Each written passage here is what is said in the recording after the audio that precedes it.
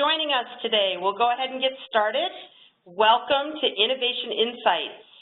It is our first customer webinar, and we're very, very fortunate to have you all joining us, and we're very pleased to have Stephanie Hegarty join us today, who is the Innovation Program Manager at Cisco.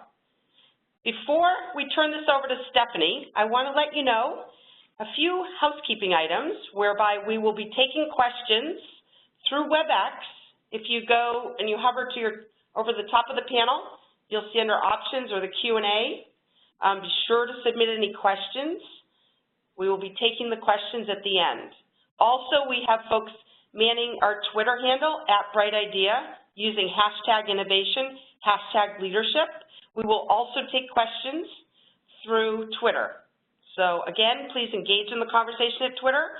Please do submit any questions, which Stephanie will be happy to answer at the end. And I am Gretchen Hoffman, Vice President of Marketing at BrightIdea. BrightIdea enables companies like Cisco, GE, Nielsen, and Accenture to innovate faster and more effectively using our premium innovation management software. What I'd like to do now is go ahead and introduce Stephanie so that we can go ahead and get to the real meat of what everyone is here for. And again, thank you for joining our Innovation Insights webinar. So today, Stephanie will talk about how you can make millions like Cisco did with your innovation program. Stephanie is running the innovation program at Cisco. Cisco Services Innovation Excellence Center's mission is to build innovation capabilities that drive business outcomes for its stakeholders. Stephanie's responsible for partnering with teams to drive their innovation activities successfully, and Cisco scaled their innovation program very impressively, really to produce 53 million in outcomes a year, and that's growing. So as we get started, we have one fun fact that we have our presenters share that you cannot Google about them, so you feel you're getting on the insider track and you get to know them. So Stephanie, we're very, very happy to have you join us and hear about the success Cisco's having and how other people can do the same. And if you can first share your fun fact and then jump into the presentation, that would be great. Thank you. Wonderful. Thank you, Gretchen. It's my pleasure to be a part of this webinar and share our insights of what's working within our group and within our company, sharing it with you. My fun fact, most recently, I live in Florida, first of all, and there's not a lot of snow down here, so whenever I get the opportunity, I love to go on a snow trip with friends and family. Most recently, we went to Tahoe and got to snowboard for the first time, so it was a really fun and exciting experience. So that's my fun fact. That doesn't really happen as often in Florida as I hope it would. All right, so I'll go ahead and kick it off. As Gretchen mentioned, I'm part of the Services Innovation Excellence Center. There's a number of us on the team that really drive towards being those innovation business partners within Cisco. And I'd like to walk you through that on what's working with us and where we aspire to grow within Cisco itself. So there's a number of different things that I want to cover today. Have a short amount of time, so I wanted to really kind of crunch it in there. So one, I wanted to cover our team structure and show you how our team's laid out, the different roles and responsibilities, and who's responsible for what within Cisco. We'll go into our idea management, so how we provide the support to our internal teams.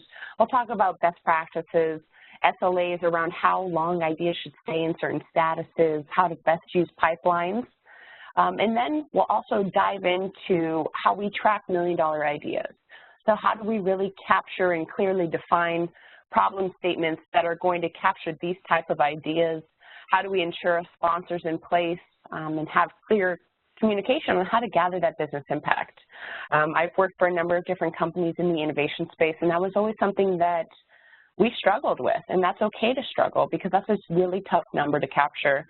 So I'll share some best practices on how we capture it, and hopefully you'll take away those notes and bring it back to your innovation program if you have one.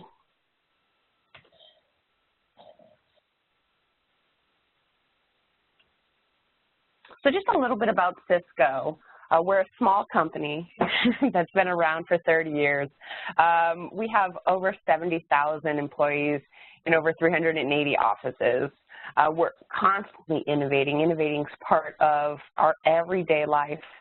We have over 19,000 patents and generate $50 billion in revenue. So we do that by a number of different ways with feeling that innovation's everywhere. So I wanted to share our 5-pillar strategy for innovation. So it's really around building. So Cisco strives to breed a culture of innovation by implementing best practices that foster innovation. Our company supports projects throughout the organization that facilitate disruptive technologies that really drive innovation. As a result, we've generated the 19,000 patents globally. This is really where our innovation program resonates the most, right? We really want to breathe that culture of innovation, allow people to feel and see that innovation's everywhere, and ultimately have a central location to innovate in. Thus, we use the Bright Idea platform. So when we talk about buying, Cisco's made over 180 acquisitions, which has provided us 1 to 2% of the growth of our net profit margin. These acquisitions allow Cisco to gain innovation in relevant verticals and to acquire key talent that can allow the company to further grow. We also partner with various companies and that have certain solutions. So we rely heavily on creating solutions with technology and services partners. The likes of these partnerships amounted to about $43 billion of Cisco's annual revenue in 2014. Fun fact there. We invest in large and small companies to help grow our innovation ideas. So Cisco has created a $2 billion fund for investing into companies across the globe to really drive our technologies and our solutions to facilitate demand for them. And lastly, we co-develop. So Cisco participates in over 300,000 developers, and our goal is to reach 1 million developers by 2020. These co-development practices include Cisco's Entrepreneurs in Residence programs, which is a startup incubator that helps startups to create disruptive technologies. And what they'll do, from a Cisco perspective, we'll provide them open reins to our technology. So if they had an idea for a new technology, they want to go ahead and make sure that it fits within Cisco technology, since we're a huge player in the market, and if you want to make sure that it ties into the existing technologies that are in that marketplace. So we work with those entrepreneurs to kind of give them an open eye to our technologies and kind of work with it in their development stages. So we talked about the Services Innovation Excellence Center. This is where our team sits. So we're within the organization, and really what we're all about is helping employees innovate everywhere. Our scope is to accelerate Cisco innovation, and then our ultimate mission is to build innovation capability that drives business outcomes. So no matter what initiative we're doing, whether we're hosting a challenge or facilitating a workshop or even a hackathon, we're always having our stakeholders focus on the business outcomes for our stakeholders. A few things to just know about us. So we have been recognized as an award-winning team. We've proven that our tools and techniques really help build and drive innovation capabilities. We have deep innovation expertise across multiple industries. So the people that are on our team have been in the innovation space for a number of years, have a common knowledge of the different terms that we go ahead and use and teach our internal teams about, and really have those expertise. We, of course, have the best-in-class people, processes, and technology, and operate completely on internal stakeholder funding. So everything that we do is funded internally within a specific organization within Cisco, and if you're outside that organization, we have a kind of pay-to-play model. At a high level, I wanted to go over some of the numbers that our organization has come to. So one, we have over 50,000 community members across Cisco. We have a total of about 70,000, a little over 70,000 employees in general. So nearly 75% of our employees are part of our innovation community. This results in over 96 countries We've received over 5,000 ideas that have been submitted to our, we call it Smartzone, which is our Bright Idea platform. We partner, and I'll dive into this a little bit more, but we have 10 innovation teams right now that are executing innovation plans. And with the starting of this, this webinar, Gretchen mentioned that we had $53 million in business impact. To date, it is now $79 million in impact, and hoping by the end of Cisco's fiscal year, which ends in the end of July, we're hoping to reach our goal of $100 million. We've done that by running around 31 challenges across various Cisco organizations and by implementing 90-plus ideas. With any idea that comes in, you know, we really work with those teams and try to capture that business impact as much as possible, ultimately going to our overall goal of the $100 million. Along the way, you know, we're really driving the culture of driving innovation. You can't do that without some sort of type of rewards and recognition. So I always like to call out that we have 92 innovation awards that have been given out over a span of time with our innovation program here. And we do spend a number of hours training. So we have over 1,100 hours that have spent with innovation training delivered from our team. And feel free, if you have questions along the way, to add them to the Q&A. We'll certainly get into them and answer any questions that you have. Please, I'm certainly happy to help you out here. So really, with our SIEC primary objectives, you know, what are we trying to do? We're trying to build capability. We're trying to enable ideas and ultimately accelerate results. Each one of those pillars is pointing to our business outcomes. So within each one of our pillars, this is how our team is set up. So we have a team that's on the build capability pillar. They're really working with the innovation training, creating materials and resources that our teams can leverage. We call that our innovation toolkit. We have an innovation maturity framework and maturity assessments that if teams want to work with us, we'll go ahead and assess where they're at today and create a plan for them going forward. I'll dive a little bit deeper into those, but really that's what that pillar is all about, is understanding where you're at and building the capability to go forward. In the middle is enabling the ideas. So this is where we're hosting innovation challenges, workshops, hackathons, anything to go ahead and drive the crowdsourcing of ideas to solve business problems. And then our third pillar is really supporting and accelerating innovation activity.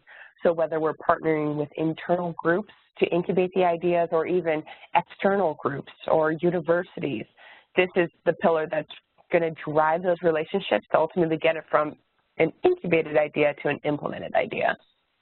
And of course, cannot leave out, you have to have people on the team to drive planning and operations to keep the gears running. And of course, it's very important role to have your communications and PR.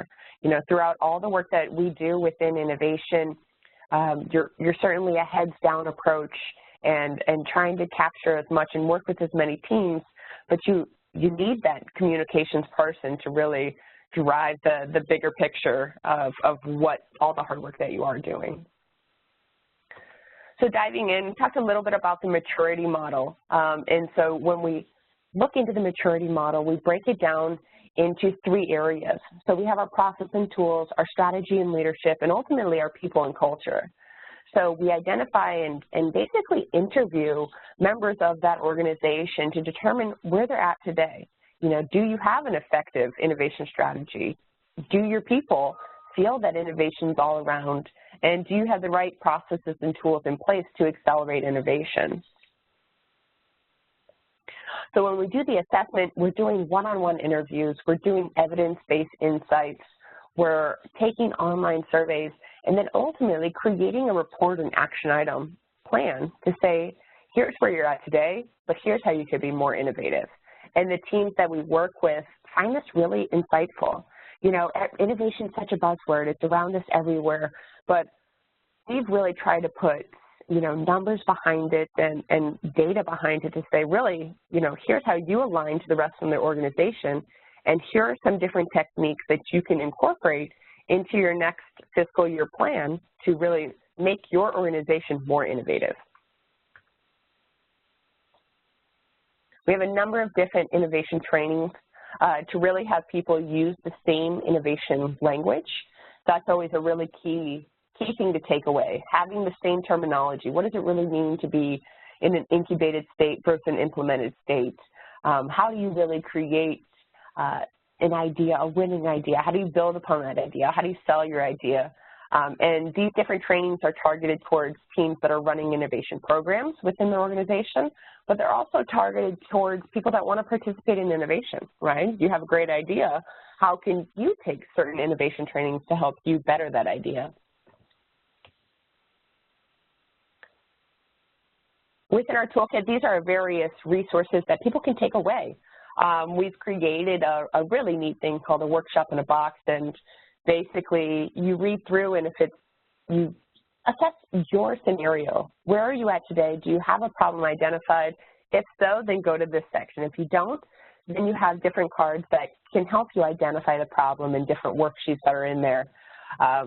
Other resources and materials contain Smartzone, which is our innovation corporate platform, different playbooks to really, pick up a playbook and have the information that you need and the checklist that you need to kick off that event.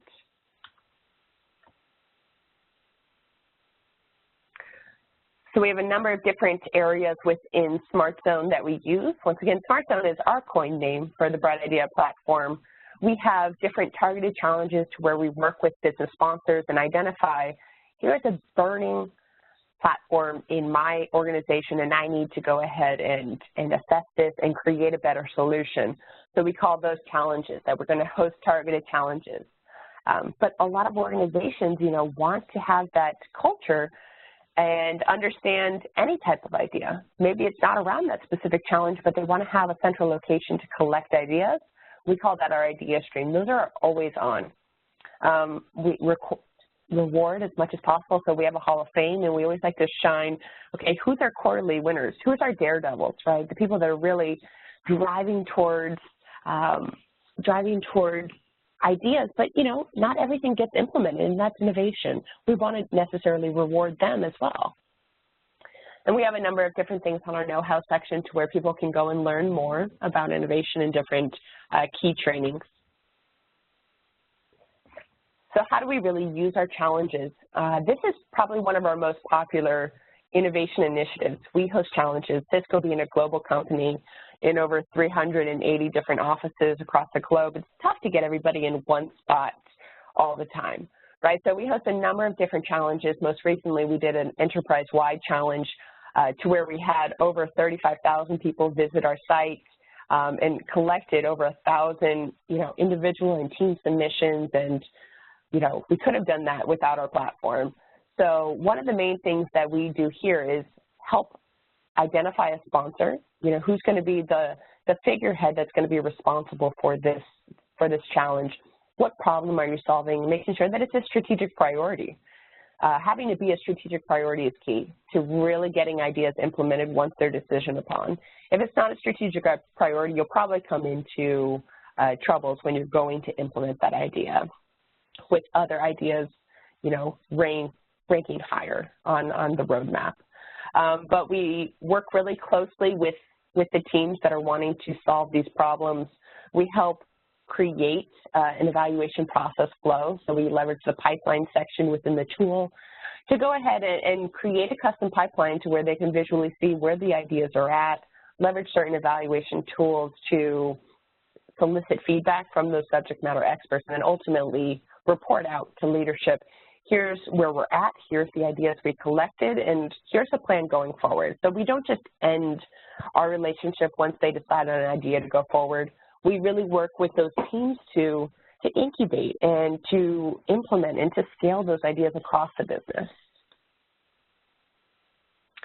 We do have a number of different steps that we've standardized to go ahead and have that idea generation process. So we have these standard statuses that are leveraged, and it goes in the order of submit, evaluate, develop, incubate, implement, and scale. But then there's also the two that we could always use, right? Is this referred? Maybe it's out of scope. Or is it on hold? So we try to give our teams, our internal teams, as much guidance as possible, right? What's worked with other teams, and this has been found to be a best practice to have these standard statuses across the board. So it really helps people learn, oh, your idea's in a development stage. Now I know that you're looking to secure sponsorship, but that all comes back to having the common language of innovation terms.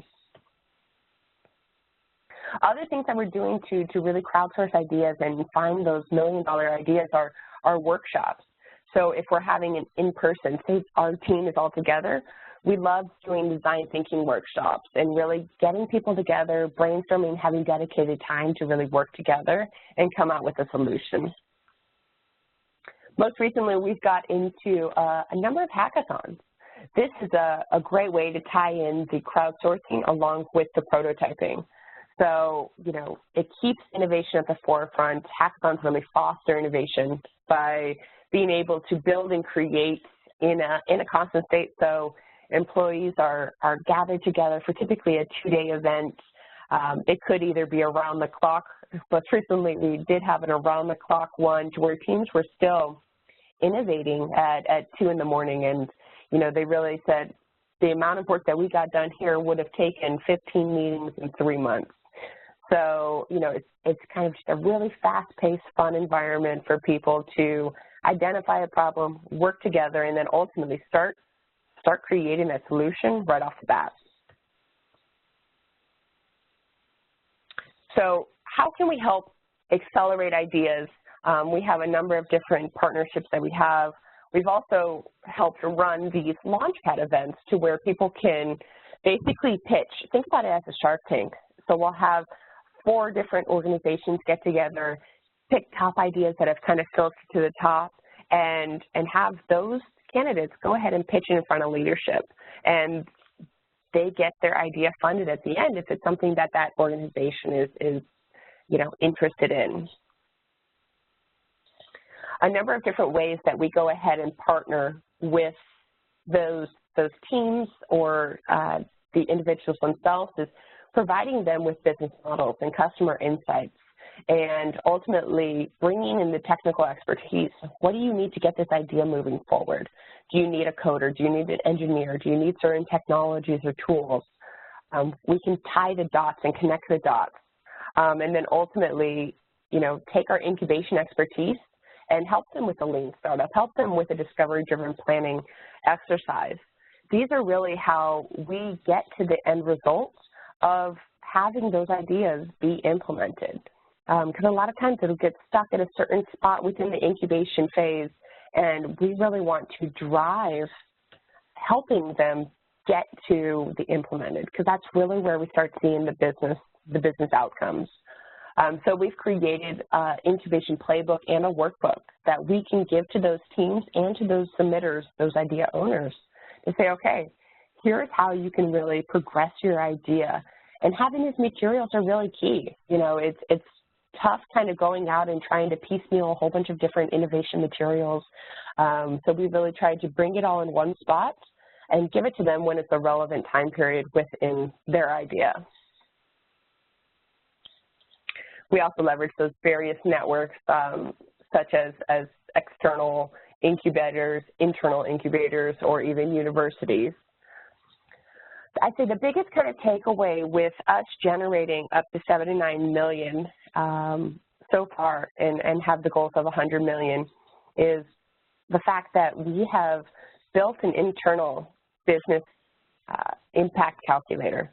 So basically now what we're trying to do is, instead of capturing all of the business impact on the end, right, we'll identify up front, okay, so your problem is that you're having too long of a cycle time for this certain process. So before kicking off the challenge to say how can we reduce the cycle time, what we're starting to do is basically create, okay, so you have X amount of people that are working on this. It typically takes X amount of time to complete this process. We do it on a frequency of 4 times a year. So we create that baseline of where you're at today. And then we really try to create that what does success look like? So from there, we'll identify, okay, we want to really drive to reduce this by 40%. then with the ideas that are collected, you already have that baseline. You already have your idea of what success looks like. Now when an idea comes in and it does genuinely reduce the process by 40%, you already have a specific dollar amount that's in mind that you can show and show your organization. So that just kind of simple steps of identifying, you know, whether it's a cycle time saving or if it's revenue generation or cost avoidance at the front end, that really helps being able to identify at the back end what the business impact is for the organization as a whole. And that is really how our Services Innovation Excellence Center is operating, how we partner with teams, and then how we drive business impact for those teams and for Cisco. Well, Stephanie, it certainly shows all the success you've had with all the processes, and wow, I was impressed with the 92 Innovation Awards, 1,100 hours of innovation training, and 79 million in outcomes, clearly growing quickly. So something we can all aspire to. So thank you for sharing all this. We have quite a few questions, so I was hoping you could go maybe 5 minutes over, and anyone who wants to stay on, we'll get to as many of the questions as we can. So maybe take about 10 minutes of Q&A. Does that work? Sounds good for me. Okay, and then one other thing, there's folks that have asked if they can get the Cisco slides, so Stephanie and I can talk on that, but definitely you will get the record. Okay, that will come through email. All right? So the first question that comes in here, Stephanie, is how engaged are ideators with validating the ideas? And do the innovation teams do that specifically thinking about the business ROI? That's a good question. So really what will happen, once they submit their idea, it'll go through an evaluation process to where we have our subject matter experts. We have them most of the time fill out a scorecard based on the strategic priorities of that organization. So they'll populate the scorecard, and then the ones that are deemed to move forward, typically then that idea owner will be brought in to basically do a lean startup exercise or you know, different type of design thinking to further expand on that idea. But when it's being validated, we leave those to the subject matter experts. Great. Another one came in here from Paul. Can you share your annual budget? How many direct employees do you have in the organization, and how do they split out by skill? Sure, that's a good question as well. So we have a very large budget. I think right now we're right around $1 million a year for various activities that we're doing to drive within Cisco. Our team is about, I want to say we have around 10 folks, and I'm sorry if you're listening and I left you out, but really we have different educators. We have different types of people that have been facilitators. We have different types of innovation leaders throughout the teams that are leading each one of those pillars. Like I said before, I mean, a lot of them have had years and years of innovation experience. One of them even wrote a book on innovation. So it's really nice to surround yourself with the expertise that our team does have. Great. And thank you, by the way, for keeping the questions succinct so that we can get to as many as possible, or the answers. Another one, I'm going to merge a couple of the questions just to try to keep us rolling. There's a question here that says, how do you evaluate the ideas to identify high potentials? Of course, I want to say, oh, Cisco uses Bright Idea. And, you know, merging with that, though, Stephanie, on not just how do you evaluate the ideas to identify high potentials, but then for the ideas that are not selected, right, what do you do with them? Do you park them for possible review later, or what happens? Sure. So one, before we even launch any type of innovation initiative, we're making sure that it's a strategic priority, right? So when we're evaluating, we're taking those ideas and aligning it to how much does this align with this strategic priority, how easy is it to implement, what's the scale of the people that it'll impact, right? Is it only one person it'll impact, or will it impact the entire organization? You know, why hasn't this been done before, right? Is this something that we can look into? Is it disruptive or is it incremental?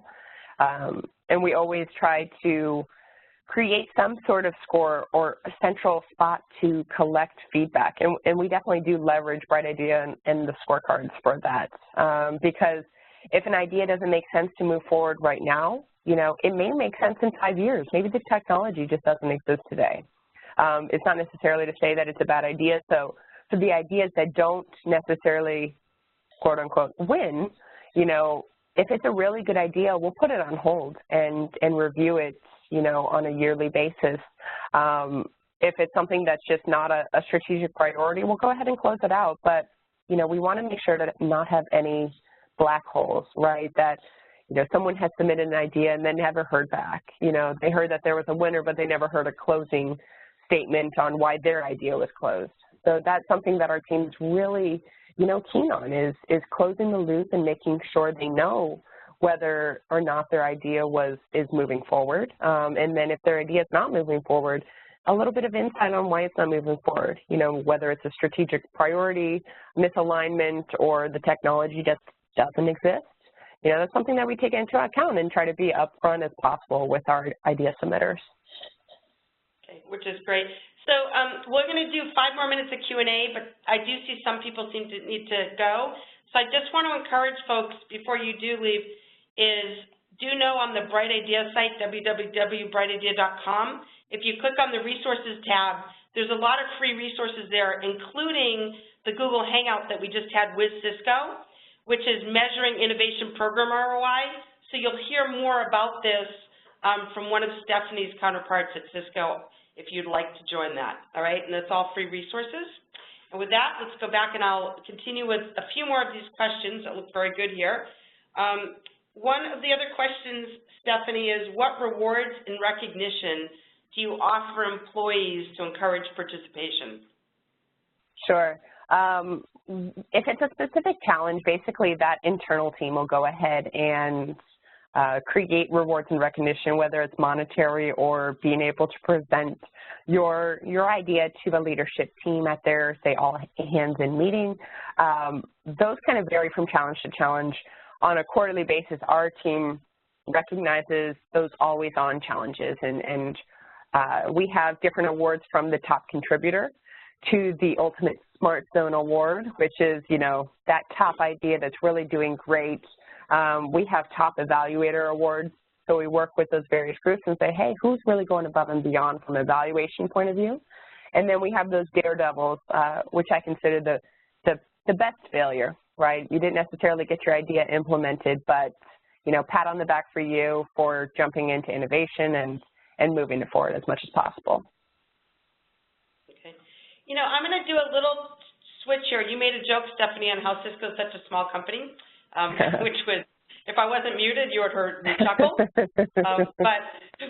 there are some questions that have come in basically about how do you get started, and I'm assuming some of the folks here are from a little bit smaller companies. So I'd like to just give you the gist of what people are trying to ask from either smaller companies or how to get started, and see if you could maybe just do a summary. So one of them is basically, what were the baby steps? How did this all get started before you had the whole innovation organization? Like, how do you get started, right? And then another one along those lines is, and then how long does it take till you actually see ROI? Okay? Yeah, that's a good question. So maybe start with those. And then one other is, did Cisco prioritize strategic direction? So when you're getting started, how is innovation program, how is it prioritized at the company level? Yeah, so, I've worked at 2 different companies with innovation programs happening, and both of them started out that small grassroots approach, and I was there from that point. It's tough getting started. Innovation needs to happen at every single company. It's an innovate or die kind of environment.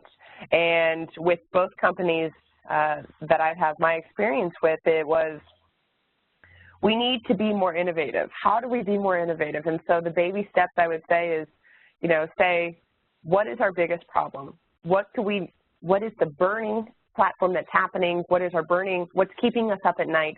And finding that impossible problem to solve, taking that and then creating some sort of innovation initiative to say, okay, we're going to run a hackathon, we're going to run a challenge, we're going to run a workshop to crowdsource those ideas and then partner. So just start on one problem versus trying to crowdsource all of the company and finding all of their problems. Find one really big one that would make a difference, follow that through all the way to implementation. That would be the biggest thing. So working with leadership to find that top priority, because then ultimately it is a top priority no matter what. That'll give your team visibility and show, based on the outcome of that one initiative, that, hey, we should do this more often, right? And that's really what I've seen to go ahead and work is do one, do it well, and then do it again, and do it again, and do it again. And ultimately, it'll kind of just keep spawning and growing, and then you'll have multiple teams that you're working with on a constant basis and not just a one-time basis.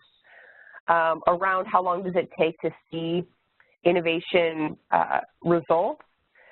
That's a tough one because you have to incubate it. You have to then, test it, go back to the drawing board, then go to implementation. We typically see that it'll take around 12 months to really vet that idea and have the idea come back with some sort of, incremental amount. So we'll start to see the amounts come in around 12 months, and then we'll stop tracking the ROI after 3 years. And then I'm so sorry, I forgot the third question. No. Hey, by the way, I was throwing a lot at you, and I think you've covered most of it, so I think we're good. Okay, cool. Okay, cool. Yes, it's harder when I'm trying to consolidate questions. Covered. The one I think that just, was also asking to be touched on was when starting the program, how did Cisco prioritize innovation program in their strategic direction, right? Was it a priority or how does that work? Okay, yeah, it's definitely just find that top problem and then just keep moving forward, solve it, come back, solve another one, come back, solve another one. And that's really how we operate today is, keep adding teams onto our innovation teams list, working with them and partnering up individuals on our team to really work closely with them. And then ultimately going back to our executives and saying, look at the business outcomes that we're driving, look at the number of teams that we're working with, look at the number of resources that we're providing to our teams, and ultimately that leads to more money, right, and more activities and more things that you can do to help those internal teams because you are driving that business outcome. Yeah. I'm going to ask 3 more questions, okay, and then we'll do a wrap. Sure. One comment, though, just to make when people are asking about how when you start measuring ROI. I know with Bright Idea, when we've looked at all of our customers, et cetera, we've really gone in and seen those that are proving success have done at least 5 challenges in the first year. So one, they can, start showing successes internally. So sponsors, executive management sees the value of the innovation program, and you can start to quantify it. And then after that year, you can start looking at, KPIs and really what your return on investment is. So that's just a comment to let some folks know that that's what we've started to view and see with our customers. So another question I think that might be helpful for folks here that I'm seeing come in is along the same lines is Cisco leadership good at supporting this? Are they measured around it? The common obstacle is that they are excited about it but lose interest because it's not measured, nor as compelling as problems are to be fixed, et cetera. So basically, how does leadership feel about this? Are they measured also, and how do you keep them excited? Yeah, so our leadership is thrilled about this. Really kind of just anytime you come back and say, hey, look, our team has generated $79 million in business outcome for Cisco, and this would have been seen, under the covers. It would have never really been highlighted. Being able to show that business outcome wherever you sit within the organization will definitely open up the eyes and ears of your leadership team, and they, in return, want to keep funding you and sharing it with their peers. It's all a game of competition of, how you can stand out most and get your organization heard most. So being able to capture that business outcome is key, and being able to make change and really say that your organization is innovative makes a difference. So our leadership team sees it as a very well-respected program. We're constantly getting great feedback from the teams that we're working with too. So after each of our challenges or workshops or hackathons, we're sending out a survey and capturing that feedback. And most of the times we'll see 5s across the board, which is really great. So, coming back to the question around skill set of people on the team, a lot of them are those people, right? Relationship builders, but they have to have the knowledge and expertise to go ahead and, execute efficiently, but they have to be able to, work closely, roll up their sleeves, dive in, help out as much as possible, and be enjoyable to work with. And I think that all those characteristics are, what makes our team really great is because we have a really great team backing this program. Okay, great. 2 more questions. 1, does most of your innovation involve product innovation or process innovation? Oh, that's a really good question, too. I'd say it's both, honestly. We're working really closely right now with, we had a CEO challenge to where it was give me your next big disruptive idea, and a lot of those are product ideas. But, most recently we hosted a hackathon within our supply chain operations organization, and they had 8 use cases that were all around simplification and automation, taking very manual processes via Excel and leveraging certain tools and trainings to, increase the efficiency. So I'd say it's a 50-50 mix easily. Okay, great. And then last question, there's quite a few questions that are in here about universities and education. One that's along the lines more of do you offer training on innovation, but then the other is how do you select what universities you work with? Just to wrap, could you address both of those aspects, do you do outside training and innovation, and then Sure. which and how do you select universities you work with? We actually are looking into right now doing customer-facing training and helping our customers be more innovative. So we're looking at piloting a program in this next coming year of how that could look, how that could work.